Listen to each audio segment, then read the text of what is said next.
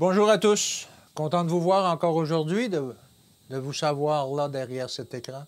Aujourd'hui, va travailler dans ma vigne. Tout pouvoir m'a été donné dans le ciel et sur la terre. Allez, faites de toutes les nations des disciples, les baptisant au nom du Père, du Fils et du Saint-Esprit, et enseignez-leur à observer tout ce que je vous ai prescrit.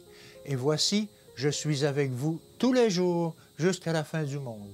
Matthieu 28, 18 à 20. Les leçons de la parabole des deux fils et de la vigne touchent de près tous ceux qui ont eu la lumière de la vérité. L'enseignement contenu dans ces paraboles est d'une grande valeur. Tous ceux qui ont des responsabilités, que ces responsabilités soient importantes ou minimes, devraient étudier cette leçon attentivement. Dieu compte sur le fruit de sa vigne, ce fruit qui est le résultat du travail de ses ouvriers. Chaque âme qui croit en Christ a un travail à accomplir pour lui. Aucun vrai chrétien ne peut rester oisif en cette époque d'une importance aussi solennelle. Êtes-vous devenu un partenaire silencieux? Il y a sur notre globe de nombreuses grandes villes où la vérité n'a pas encore été proclamée. Pourquoi les habitants de ces villes seraient-ils privés du message de l'Évangile? Le Christ ne les a-t-il pas rejetés par son sang? N'ont-ils pas autant de valeur à ses yeux que ceux qui ont déjà reçu la vérité? Ces parcelles de sa vigne seront-elles laissées incultes alors que sur d'autres les bénédictions sont répandues si abondamment qu'elles ne sont pas estimées à leur juste valeur?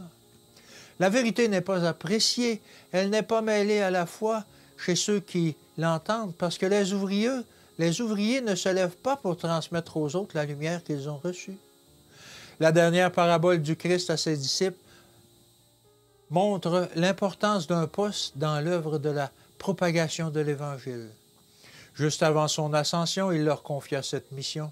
Allez, faites de toutes les nations des disciples, les baptisant au nom du Père, du Fils et du Saint-Esprit, et enseignez-leur à observer ce que je vous ai prescrit. Et voici, je suis avec vous tous les jours jusqu'à la fin du monde. Matthieu 28, 19 et 20. Le Christ ne limita pas ses travaux à un endroit.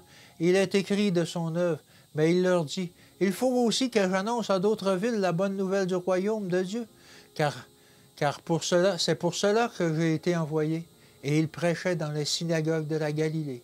Luc 4, verset 43. Puissent tous ceux qui ont la lumière de la vérité suivre l'exemple donné par le Christ et ne pas dépenser le temps, les talents et les moyens qui leur ont été donnés par Dieu en un ou deux endroits, quand la lumière de la vérité doit être répandue dans le monde entier. Le merveilleux déploiement de la grâce manifesté dans le message de l'Évangile doit être annoncé partout. Que Dieu vous bénisse et qu'il vous garde, et je vous dis à demain.